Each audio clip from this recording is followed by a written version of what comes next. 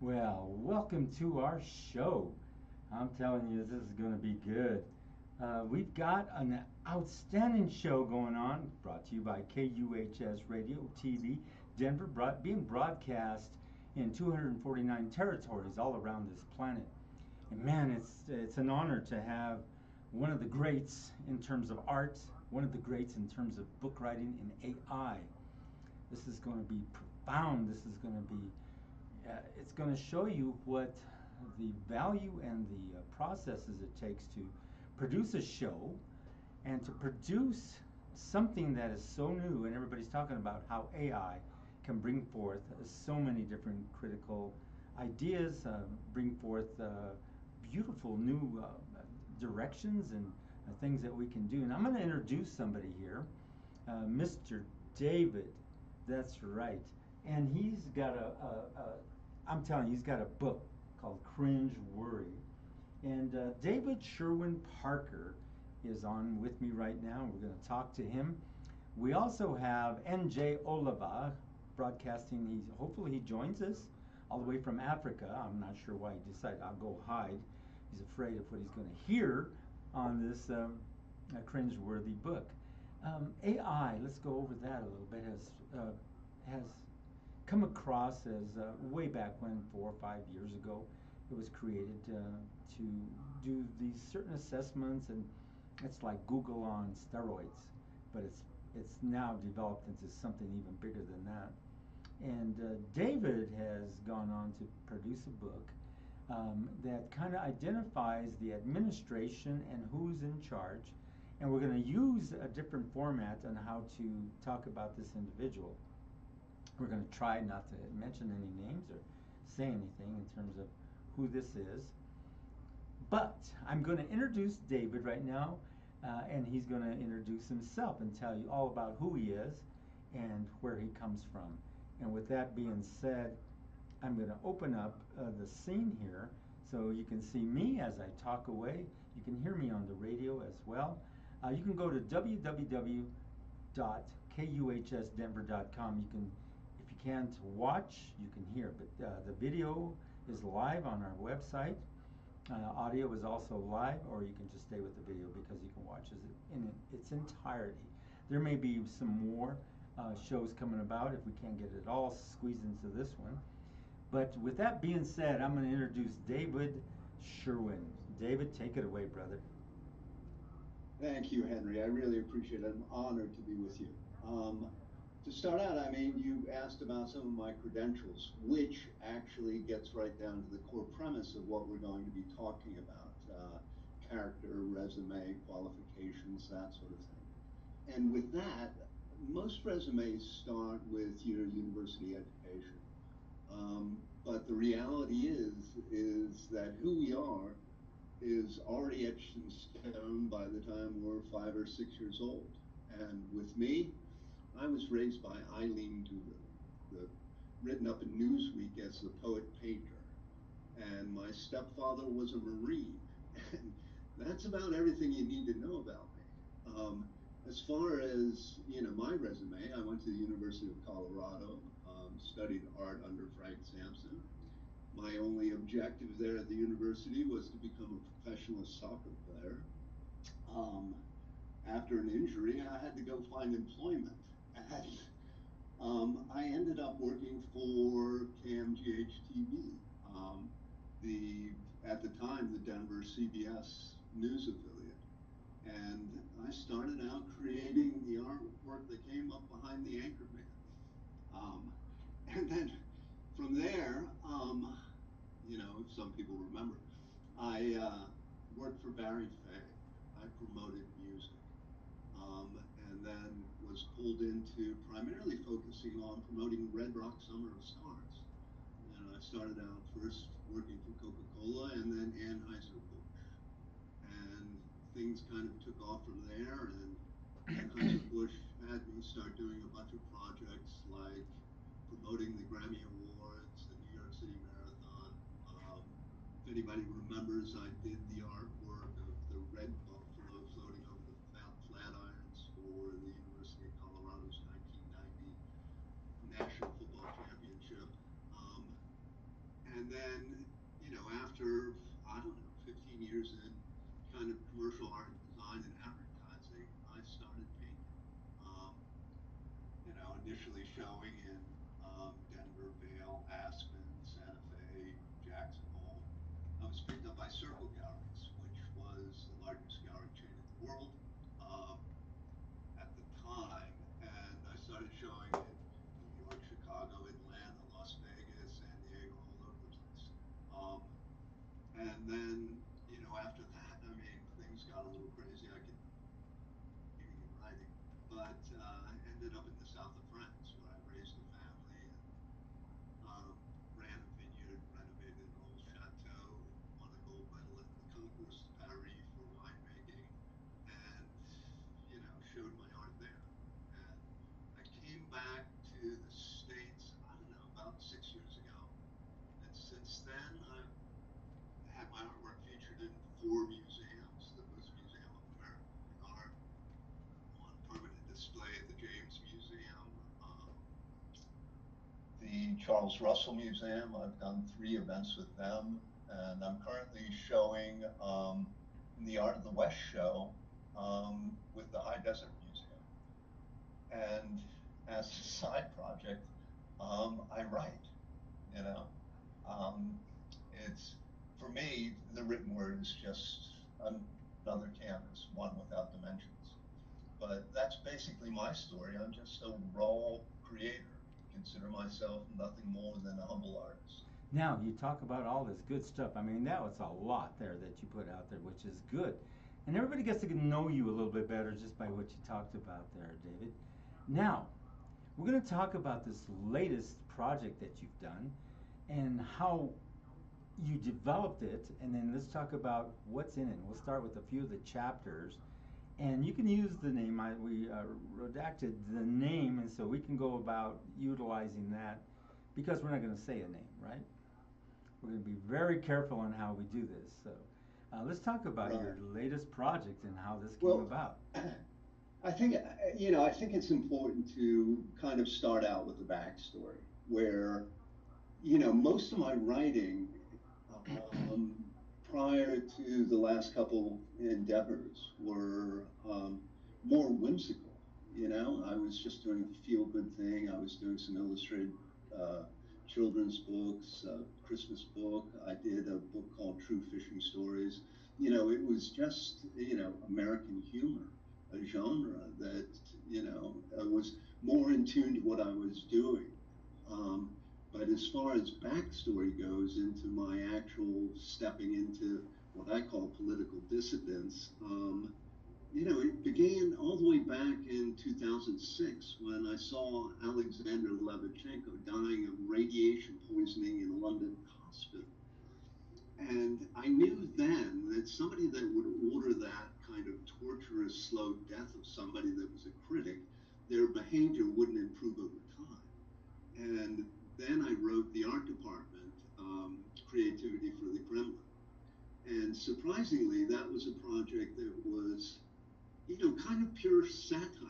I wrote that piece as what I wanted to do was use entertainment as kind of a means to do geopolitical messaging.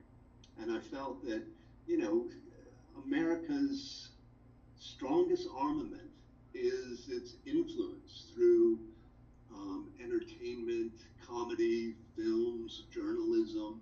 Um, and so essentially, I knew right off the bat if there was going to be any political change inside Russia, that it would have to come from the people, the populace inside the Federation. So I wrote a funny story. I mean, it really is entertaining, but it's all based on headline news about the New York artist going into Russia and basically using art, graffiti, pirated billboards to instigate a Russian revolution. It's a really entertaining book, but I felt compelled to do it because I knew that behavior would not improve, which has been proven the case. So then, more recently, I was watching what was going on in American politics. Um, and I knew the strength of propaganda. I knew that things were not going to be improving. Um, and with that, I felt particularly the messaging on the left was weak. I mean, hand wringing, complaining, and it really wasn't resonating with the populace. And, for me, what was most disconcerting was the divisions that were being promoted. Um, my thought there was, together we stand and divided we fall. And I was watching what was happening in the country. And then further, it was like, okay, the weakening of the judiciary, the attacks on education, which I see as, basically the seed corn for the prosperity of our future, and the weakening of the intelligence community, law enforcement, all those things that are important to what the country is. And then I was looking at, where society was, and there was a lot of talk about artificial intelligence, and everybody was involved, and, usages were 100 million per day. And I was like, well, I know about AI. I've been following it since IBM came out with Watson. And I also knew that I couldn't beat it in a game of chess.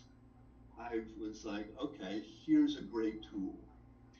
And what I wanted to do was change the messaging by using a instrument, machine learning algorithms that are intellectually the equivalent of a 500 level IQ, that has access to literally all the digital information on the planet, and used that as somewhat of a messenger that's hard to contradict.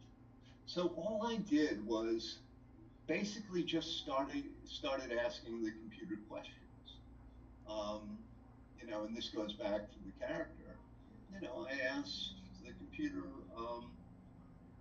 about incidents of the subject's childhood, Let's stop and there. Let's that was stop there. almost, Let's stop right there. yeah. Now, here's the beginning of this book and how it was developed, and this is the very start of it. For those who are joining us, you're listening to KUHS Radio TV Denver. We got David on line with us. I'm just going to use his first name because he's right now talking to us about how he started this book. And that's what he's talking about. We're going to start at the very beginning, and this is where he started at. Go ahead, David. This is the point. This is the starting point of where this began. Go ahead, David. Interestingly enough, the book kind of took on a life of its own. I mean, I had been using AI a lot for image generation and uh, a lot of different projects, doing storyboards, doing research, writing assistant, all those sort of things. And I just said, let's dive in and see what it comes up with. And so, the idea was to start chronologically going, what kind of child was the subject? And essentially it was shocking from the start. Um, the first thing the computer fed me was this very disturbing story about the subject throwing rocks at his next door neighbor toddler. And I was like, oh my God. And it just kind of went on from there.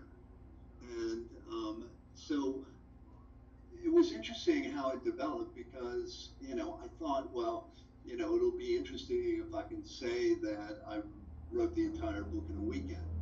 And, it actually ended up taking much longer than that. But I was fascinated by what was out there. And, one of my big concerns was that, society has a very short-term memory. So I wanted to do a compilation of, look, take a look at this. And I set it up in a way where people could form their own judgments. So I went into, early business practices. I went into bankruptcies. I went into the 3,500 legal issues that he had. A lot of them were, very deceptive business practices. Um, failing to pay contractors. There was just a litany of it. Things got really kind of interesting um, when I started getting into more contemporary legal issues. And there, what was most shocking was when I started asking the computer its opinion. And that was from a law aspect. So, I would use AI prompts, which is basically asking the computer a question, things like, given the circumstances and evidence known, should the subject have been held to legal culpability? And the AI was very blunt. Yes. And it should have been an easy conviction. And, there were other issues with, impeachment and, I won't even go into January 6th with that situation, but, the artificial intelligence assessments were short, direct, scathing, and basically it's saying that the decision makers made the wrong decisions, which for me was the most interesting thing. Um, and the book goes further than that. I was looking at what was actually happening with things like merchandising, right? So, I asked the computer to list all the products that the subject had been putting on the market, from, tennis shoes to NFTs to mem namesake cryptocurrencies and all that sort of thing. What was fun there is I asked the computer to analyze cost of production and the profit margin. And then I asked for total revenue generated. And there it was between 550 to $650 million, which actually all went into the subject's pocket. I then asked the AI, um, considering all the available information, is the subject profiteering from its time in office? And the AI said, yes, definitely. And, from there, I mean, it was just one shocking event after the other. I actually didn't come up with the title for the book until I was like halfway through it. And I was like, all of this is just absolutely cringeworthy, and, I would like people to purchase the book and read it, So, because David, there's a certain, let's yeah. take a look at Amazon and where you can get it. Go ahead and put your book up for a second, then I'm going to zoom into Amazon where they can get it, okay? Can you see that? Oh, yeah. We zoomed right into it, so hang in there with it so we can show, our audience what the book looks like. And if you see on the front side, that's a robotic look. Is that AI generated? An AI generated Yes, it image? is. All I did was type in a prompt. I asked for, give me the head of a computer blowing a bubble. And anyway, I've gotten rave reviews on the cover alone. Okay, I zoomed in over to the other side now for where you can purchase it on Amazon. Now up here you can get it for, it looks like for the Kindle, $9.99, which is for your Kindle, or the paperback, $24.95. I would encourage the paperback because you'll be referring back to it repetitively. It's so good, and it's so nice to read through this thing, and it's incredible. It's done by AI. It's got all the information that you would ever want to know about the character. I, I call it, when asked, I tell people, well, it's like reading a nonstop demolition derby. And that's no lie. You wonder, how does this individual, I mean, if you and I committed any of these type of, what do you call them?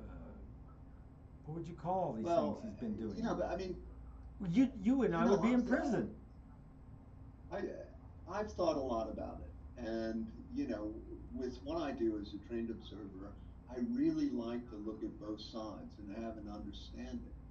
And so what we have is a situation where there's somewhat of a charismatic demigod who has resonated with a certain segment of the population. And there you know, I understood that there was some disillusionment, some feeling of left behind, and they were also being pumped with basically propaganda that was the intent was to keep people fearful and angry, which is a very strong motivator. And here, let me make a disclaimer, all right?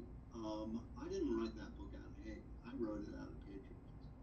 And what I think people need to understand is when I've been most politically involved, it was with the Republican Party, but not the Republican Party we have today. The old Republican Party, where I had the honor of shaking hands with Bob Dole. I sat down for some intense conversations with Jack Kemp. I was there in Colorado when Ben Nighthorse Campbell switched parties.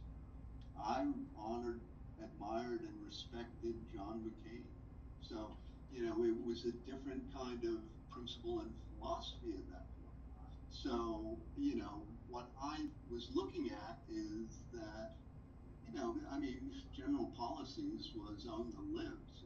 And I was like, that's not a policy. I mean, that's division. And and I do a lot of research. And I was looking at the amount of cross aisle cooperation that we had, 30 years ago compared to the none we have today. And I was like, well, the system is somewhat broken and that it's not serving the people. I mean, there's, party identity, but the job's not getting done.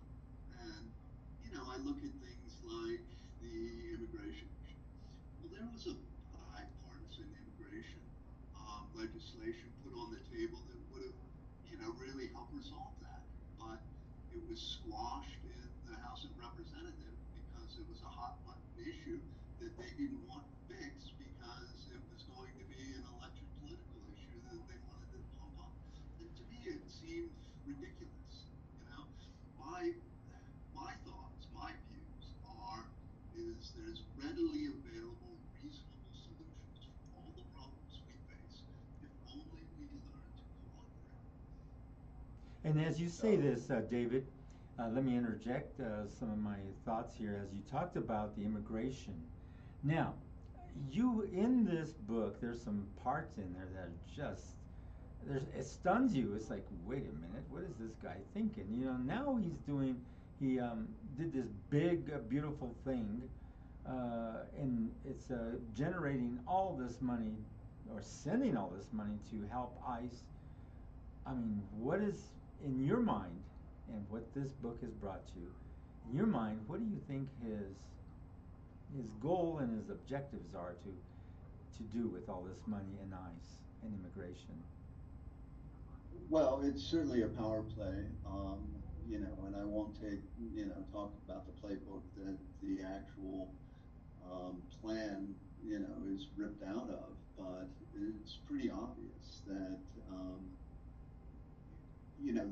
the more power and authority that's extracted from, the spirit and principle of the Constitution with, three tiers of governments and a checks and balance situation, that being eliminated, I mean, it's verging on totalitarianism.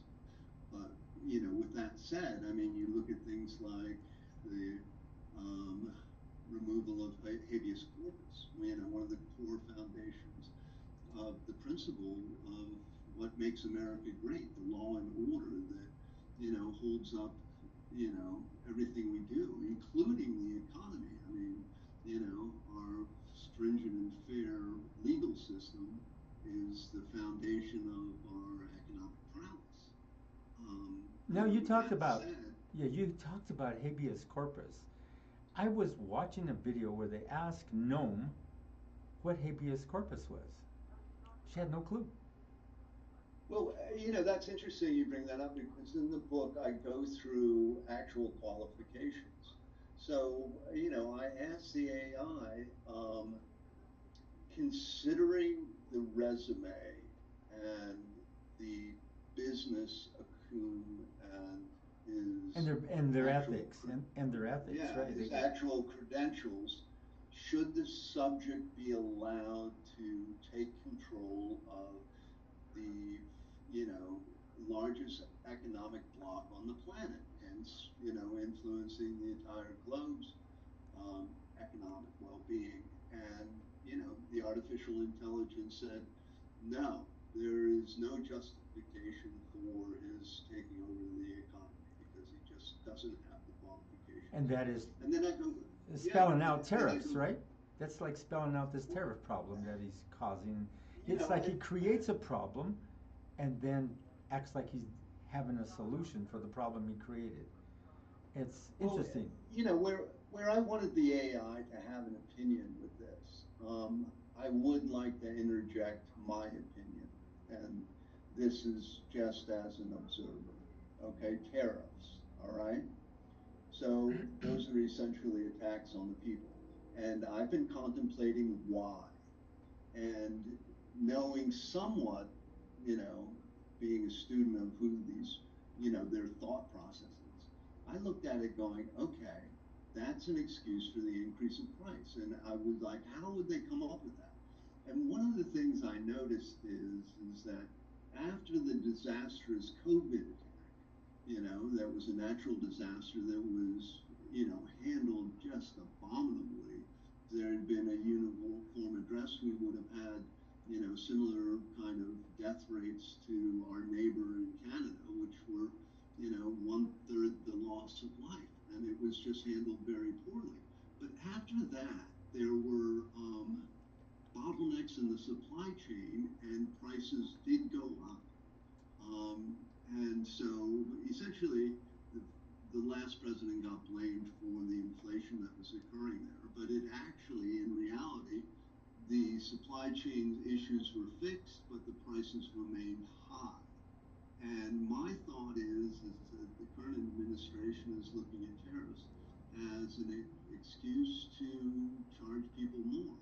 I mean, just recently I went to the grocery store and I buy the same provisions every 2 weeks, and I noticed that, what the basket of groceries that usually cost me $130 was, $188 on clearance. That's right. And what's scary is the tariffs haven't even been activated yet. They're using that as a general excuse, basically to extract more money out of the populace. And this is what's interesting. Now let's move on back to that book. You had an area in there where you went, let's go middle core, where you went from when he was young right to when he was actually a developer. And supposedly he was losing so much money, went out to the Ukraine, I mean, not the, to, to see the people out there in the Soviet Union and got together with some people out there, which we wonder what's going on right now. He was losing money. Well, I mean, I don't know how he was actually able to deflect from what was really going on, but in the book, it's relatively clear that there was a huge amount of the Federation of Russia Money coming in, affiliation. right? There was money Well, being that's what, influxed. I mean, they it was actually reviewed by the special counsel, and essentially there were 9 or 10 counts of obstruction of justice because they just didn't get the information. But it was actually stated by his son that most of their funding was coming from Russia. And there were also some very kind of curious, suspect real estate transactions, and then there were a lot of associations, including a meeting right in the subject's office with a known Russian operative, and then at the end of it, where there were just numerous connections and communications. He tweets out, I have nothing to do with Russia, and people seem to believe that when all evidence proves the contrary. I mean, it was shocking to me. Now, You know, all of that in one spot, and you can't say this AI with 500, with so much, you know, integrity behind it. To me, this AI did so well, much work. It's like, and you did it because you were just asking it these questions, and it I was know, but coming back. I mean, I think my general point there is that the AI is unbiased, it's unemotional, it's completely logical. And this is what The I, AI, yeah, this is what's so yeah, cool about it. the There's the A, no, the A, there's no yeah. emotion. There's no. It's just truth to the fact of what it's finding for you. And so, Well, the AI isn't worried about being primary. I mean, it's just, here, these are the available facts that are, I've actually, looked at the available information that's digitally on the internet, and here are my conclusions. This is my assessment. and this is what's so And nice about this these are, book. yeah, And then yeah, one more these are thing my about it, yeah, opinions. cringeworthy. Also, it's IQ of 500 can't be debated, in my mind, because it's bringing forth everything that you were looking for in terms of the character. That's the who we're talking about. Now, for some reason, I'm wondering why is he weakening America? He's weakened, like you started out talking about universities. He's in the saying judges, saying governors, mayors, everybody's worthless but me, and I got to go in there and fix it. Um, I'm thinking in my mind, what do people think, the ones who back him? What is it? And you said it to me the other day in terms of how does he go about getting this? Because I see all these other AI generated videos on what he's doing, and somebody's saying, "Oh, he's not doing this. He's fixing it, and it's everything. Eggs are down, gas is down," and they sit there and lie right to their faces. But how there's a way in how this is done, and you kind of explained it to me the other day. Let's see if you can talk about that some more. Well, one of the things was the messaging.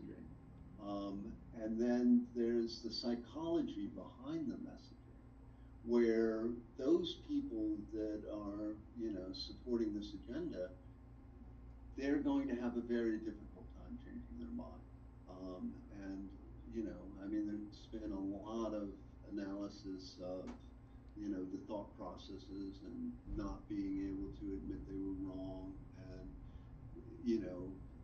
basically kind of demeaning, whatever the facts are, that's fake news, That's a big one. and That one right there is, yeah, and he always tells and off somebody inside the press conference. He always, "Oh, you're stupid, you're and dumb. Who are you?" I know, but what hit me was how effective, just saying that's fake news. And I was like, wow, I mean, and interesting messaging. But people weren't actually doing their due diligence to find out what really was happening.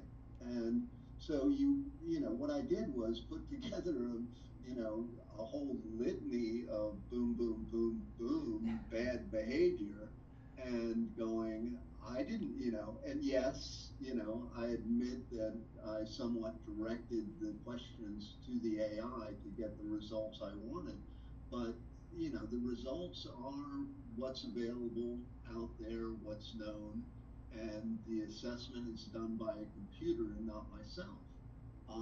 And and at this point, I know that it'll be very difficult to change anybody's mind, even though I do see a sway right now where, people are going, hey, wait a minute, this behavior is really disturbing. And, what's curious is that, I know that segment of society that, is supporting the subject, and I know them to be generally good people, good hearted people, true Americans, the salt of the earth. And I feel somewhat sad that, they've been How about essentially this word, duped? well, yeah, I mean, certainly. Yeah. Um, but, with that, I'm still hopeful. I have to admit that, I think people can, change.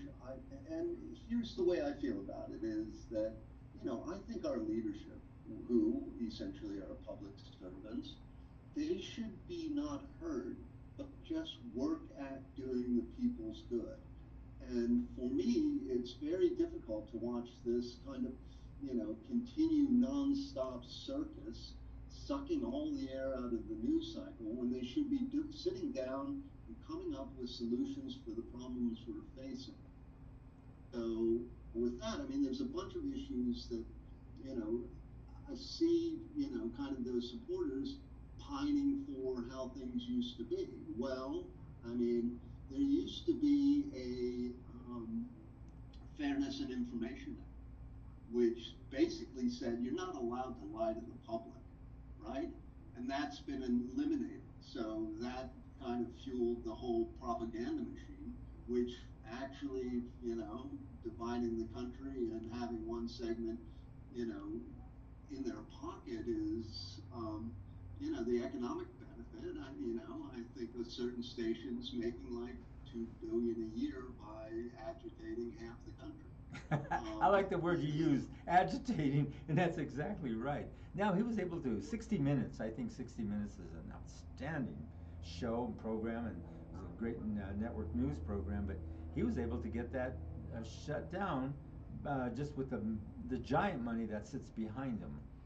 And well, then and let's NPR, talk. all the Yeah, public radio. that This is like, that was crushing. NPR. I mean, yes, losing funding for NPR. yes, I mean, I grew up with that. I mean, it's brilliant journalism, that's right. and their intent is nothing but the purest as far as journalistic integrity goes.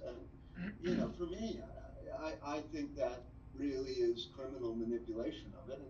And certainly I've seen those tactics used elsewhere, where I mean, you look at what's happening in the Russian Federation, and there's only government-controlled media that people have access to, and they have no other point of view. Now, Me, I'm a proponent. I was going to ask you this question now. Do you see him now? He's meeting with Putin in Alaska. Now, Putin is a war criminal in my mind. Well, he was a serial killer before he became a war criminal. You see, and this character is going to go meet with him. And to me, I feel like, is he weakening the U.S. for takeover, or what is this? What is this? And then he's putting all these, national guards in all the cities for what reason? Yeah, the thing about it is it's not going to last. I mean, I have, strong views on what's actually going to transpire. I think that enough people are going to be fed up where the coming midterms are going to be, essentially a tsunami, and A I mean, tsunami, huh?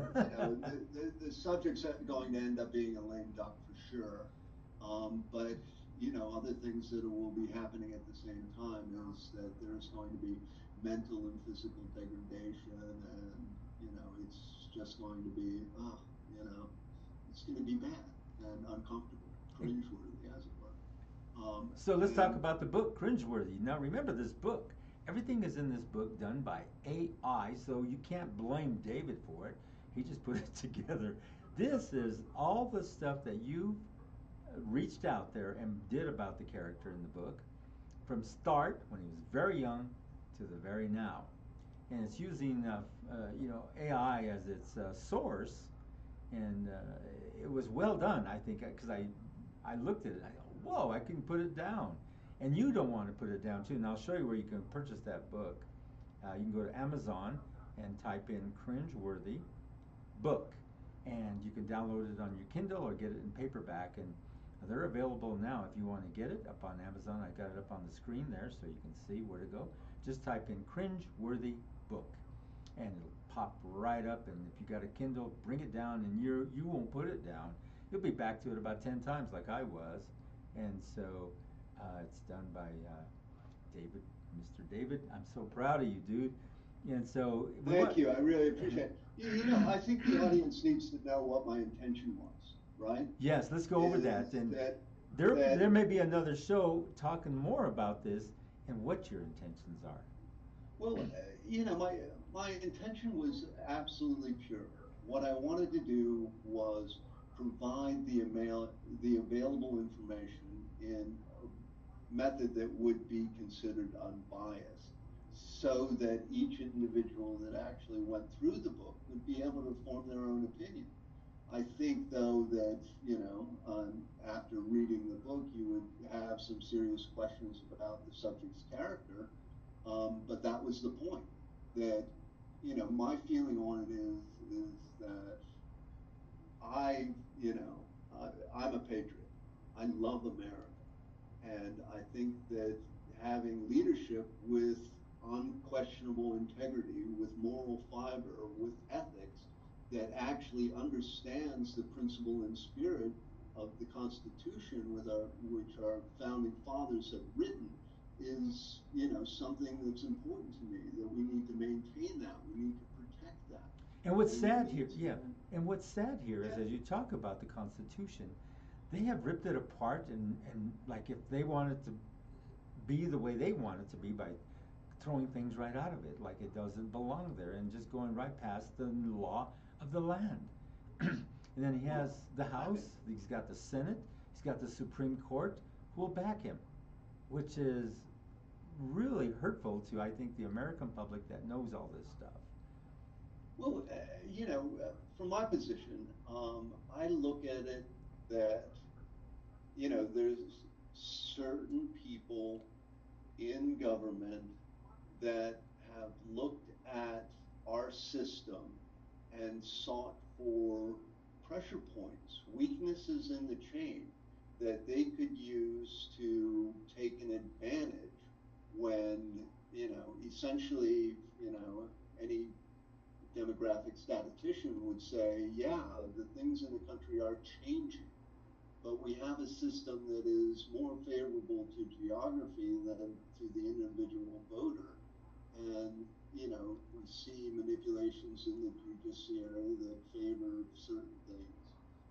Particularly there has been some rulings lately that are opposed to 70% of the public's opinion, yet rights were removed, and they felt that was good for their party line, where it's not actually good for Anybody, the general actually, public. yeah, that's the Yeah, truth. and I'm a big proponent of freedoms, That's right. and to tell you the truth, I don't think the government should be telling people how to do their family planning, and there's a bunch of other things, and I don't think that um, we should be giving a free ride tax wise, because I know that there's a lot of corporations and wealthy individuals that are paying less in taxes than me as a uh, and a humble artist pays, and it's just not. We want the system to be fair, and I think that generally all Americans think things should be fair. We should do it with integrity. We should have principles. We should have ethics, and that really basic concepts. And the other thing is that I mean, I'm a big proponent that we should really be working hard on our education. We're ranked like 34th in the world as far as public education goes, and I think America should just roll their sleeves up and work towards as somewhat of a Manhattan Project, where we'll make the decision that we're going to be, the most educated country on the planet, the most technically sophisticated, and then there's a bunch of other issues. But that's getting to my point: is that there's simple solutions for everything that we're attempting to do. That you know, if we only learn to cooperate and work together, rather than this ridiculous, party for the benefit of the country. I mean, to me, it's It's like it's one of those situations us where I against them, actually, that's how they yeah, do it. I Mhm. actually don't understand. I mean, that's not what we're meant to be doing. And We're here's meant to be here's the nice working thing together. about your book, Cringeworthy, and you can relate to it. You can go in there and you say, "Whoa!" And you kind of understand why the United States is in this situation. By let's bring up Doge. Let's bring up who is in charge of the education. I mean, it's all billionaires, and Well, that I mean, that's the thing is I go into do these people have the qualifications necessary, and compare them to the former cabinet figures that were sitting in those positions, and across the board, artificial intelligence responded, no, they don't have the qualifications for the position, and for me that's disturbing. Where I think the best person for the job should be sitting in the chair, not the one that is most loyal or sycophantic. I was like, that's ridiculous. Did you It think doesn't do it. AI was used to get this presidency for this individual? Because Doge is run by the other guy with a filthy rich billionaire. He's got all these contracts, yet he was canceling. He's an immigrant. He Yeah, but and here's the core curious and thing. he has an Okay, AI so company, big yeah, but corporation. here's the curious thing, is that the Department of Government Efficiency. I'm all for government efficiency. You sit there and go, yeah, I mean, we should trim some of the fat, become more efficient, have better results, and, trim the budget and, all these practical things. They went in there and essentially made a disaster of Oh what Lord, was yes. a good concept, but, they fired all the wrong people. It was, Fire generals. yeah, no, but it was like, okay, it was, the decisions were based on, whether their politics were going to be supportive of the administration rather than the good job they were doing. And at the end of the day, it's going to end up costing us billions to rebuild the structures that were in place that they just ripped down, essentially with, it was a bulldozer in a china shop. I was appalled by what they did. I was too. I think everybody was. And then here's what's really hurtful is like a lot of these people who worked for the government that were, they were veterans, and those veterans lost their houses, lost everything. Now they're homeless, and they're homeless in D.C. So he's going to get rid of the homeless. It's perplexing to understand what has gone on there. How does he get rid of homeless? I mean, it Well, I mean, do something that goes in. constructive instead of destructive. I don't get it. I think that's the core premise of the book is that general humanity with a full spectrum of emotions, such as empathy, sympathy, the ability, All the variables that yeah, belong within that, instead of this right. individual who has Well, none. Especially the there's book talks about there this. there there's they're missing. Yes. So when we have someone in authority where the cruelty of the policy is the intent, it really becomes scary, all right? Because that's not who America is, all right? And, again, my point being is there's reasonable logic and effective solutions that don't necessarily, undermine the Constitution, get the job done, and do it in a humane way. I mean, Especially the here, concentration camps they're coming up with. They're brutal, the cruelty, and let's go on there because cringeworthy has a lot of this in there about the cruelty of this character. well, And these and that, concentration camps are coming up with who's dreaming this stuff up? Who is well, making who comes yeah, up with put them over there in Alligator Alley and all that? And the Native Americans live down there. They're saying, "What are you doing?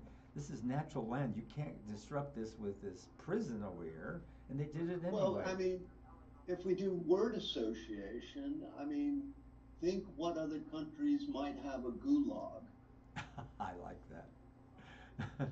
Now, but even, along those same lines, I mean, I do a section in the book where I ask about rhetoric being directly involved in an increase in violence. And that's scary, Yes, yeah, where that's the it part that seems like, yeah, that seems like, people are being, almost motivated to to do that be kind of stuff. be harmful. Yes. But there's a certain segment of the society that is, kind of so twisted and angry that they feel it's their responsibility to, um, stop any opposition to, you know, um, any criticism. Now I that you mean, say that, there I, was a post up there on the social media. They were talking about putting up the wall, and somebody says, "Yeah, keep all those people out here. Maybe you ought to electrify it." Electrified. I go, electrocute them? And they like this, and this is what you're talking about. They they're Well, I supposed to mean, pick up all these. here's a general principle. It's like, You know, I actually think that we should have legal immigration. I don't believe in illegal immigration, but I think there should be sensible policy because if you actually understand the American history and our economics, that immigration is a that helpful lifeblood to the growth of our economy. And I don't know what these people are thinking, but I know there's some farmers out there that can't get pissed their off. crops in, and there's a bunch of people that aren't doing jobs that normal Americans would prefer not to have to do. That's And exactly right. so, where I'm looking at it going, there's real economic benefit to immigration, but yes, I believe it should be done legally. But let's have a situation and a policy that actually encourages it because it makes us a lot of money. And this is the thing. Now, this book, Cringeworthy, spells out all the different things. And I like that you touched on what some of these people, it encourages them to be mean out there. It encourages them, they think they have the right to go shoot somebody or kill somebody. Now, he said in this immigration policy that he's going to pick up criminals, rapists, and murderers, yet he's over there picking up the dishwashers, the people in the fields, beating up these workers that just clean up the brush and the flowers around the IHOP. I mean, Well, I often have conversations with people that, would consider me the opposition. And I ask point blank, do you condone pathological lying? And, unanimously they're like, no, I don't like liars. but And yet, I'm like, yeah, but that, with that, I'm like, well, explain to me your support here. And then, you can go deeper, ask what, the subject has actually done to benefit you. What has he done to benefit, the country? I mean, how has he done with crisis management? I'm hard pressed, even though I am endeavoring to understand. I know for a fact that there were many, many political careers that ended for much less than what's being happening now. And, certainly I look at, you know, the Republican Party standing up in opposition to Richard Nixon. And I look at Richard Nixon kind of making the comparison that Nixon was Mary Poppins compared to what's happening now. that's right. If you just joined us, you're listening to one of the really big shows that we were waiting for, and we may continue another show because we talked about that. David Sherwin Parker and Cringeworthy. Cringeworthy is an outstanding AI generated. How would we put this in terms of the book? It's it's a character assessment. I mean, it's just a compilation of available known facts of the subject's behavior. And And it's in somewhat chronological order, but it covers it in a way that you can make your own determination if you think you respect that person. I like the way you put that. And that's why I had you do it because I could not, uh, put that together. And it's done with AI, a 500. Like if you look at it, AI is so advanced and it's getting even more advanced. The 500 IQ is like you said, it cannot be debated in such a way where it's it's got its own thinking, and everybody knows what AI does now. It's like it's a tool, and you use this tool in a benefit for, I think, for the whole world to see.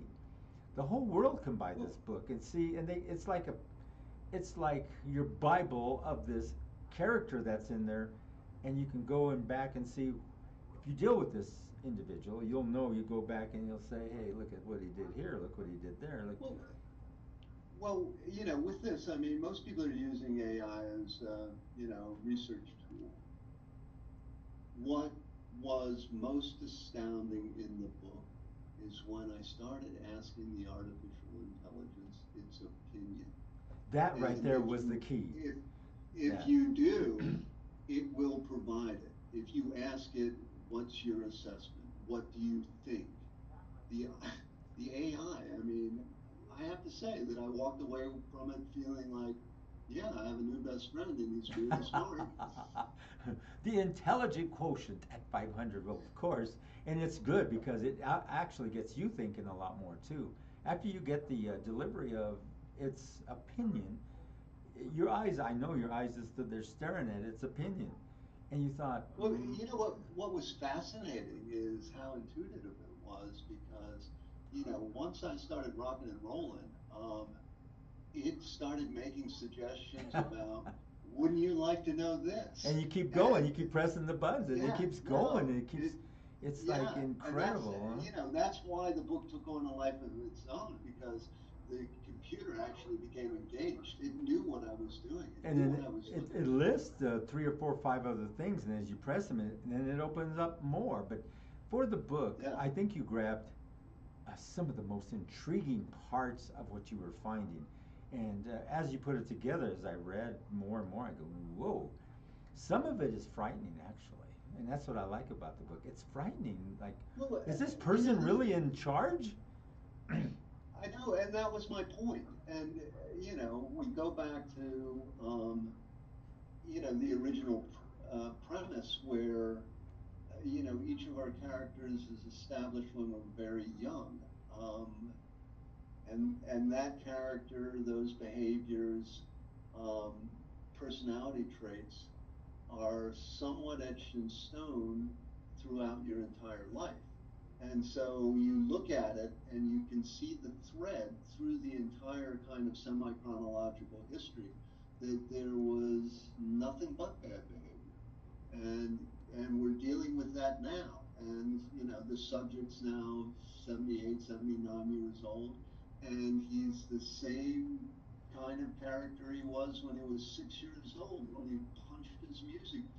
And what's interesting is how you And said that because, as you said, the character that he is, but I think he's more polished at being, I would say, the more evil side. To me, he has no empathy, no morals, no ethics. To me, he just strings along on how he wants everything to be, with all these billionaires standing behind him because that's all that's running this country, and they have no clue of what it's like for the standard populace, and that's why they just running rampant, like you said, cutting this, cutting that, dropping all these well, jobs, and I think one of the points that really is important for the public to understand is that it's a situation where the subject is so insecure, but wants the affirmation that he's completely willing to pretend to talk authoritatively about subjects which he knows nothing about. at all. And that's what should scare people, where he's an impulsive decision maker, and you don't want somebody that isn't, doesn't have the ability to be, a critical thinker, or reach out to actual experts in certain fields to be able to supply the information to make the correct decision in any circumstance. And That's to scary. spend that kind of money that he spends with not spending it where it should be, spending on a parade, spending on golf, traveling the world to his other place over in Holland, going and spending so much money, and it's all about him, but all these other people are starving in the streets, and he's beating down on everybody with ice, and thugs that are covered, their faces are covered, they don't say who they are, and run them off. And this is, as we watch this, don't forget, you're listening to KUHS Radio TV Denver, broadcasting internationally all over this planet. We have David Sherwin Parker with us on his awesome book, Cringe Worthy. It could be purchased on Amazon, Kindle form, or paperback. I'm going to call it now for a whole hour that we covered, but now I'm going to offer you another show so we can bring back and continue our conversation because we didn't even cover the book hardly at all, much less all the Well, artwork that you I have mean, to we can show us. break it down into topics and get more specific, but I'd be honored, Henry. I Yes, really appreciate it. And, this is eye opening. What we have here is a 500 intelligent quotient AI producing something, and then opinions in that book. So you can get it on Kindle, get it on paperback through Amazon. Just type in cringeworthy book. It'll pop right up for you. It's so easy. and purchase yours for your Kindle or purchase yours paperback. I would recommend the paperback because you can just go back to it. I went back to it about 10 times. I said, did I really read that?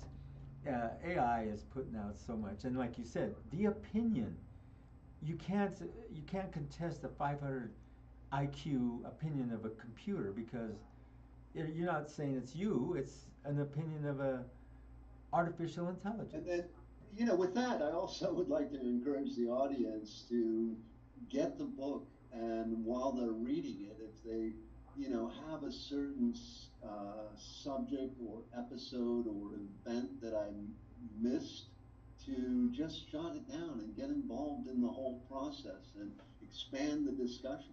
With that, I'm all about, collective creativity. So, you're welcome, and, just reach out. And I'm going to give a big shout out to our world audience. We're at close to 5,400 people just listening in on our very first show. You got Japan at 26%, India at 10%, United States at 9%, Mozambique 8%, Indonesia 4, Germany 3, Korea 2, Thailand 2, Brazil 2, and China 2.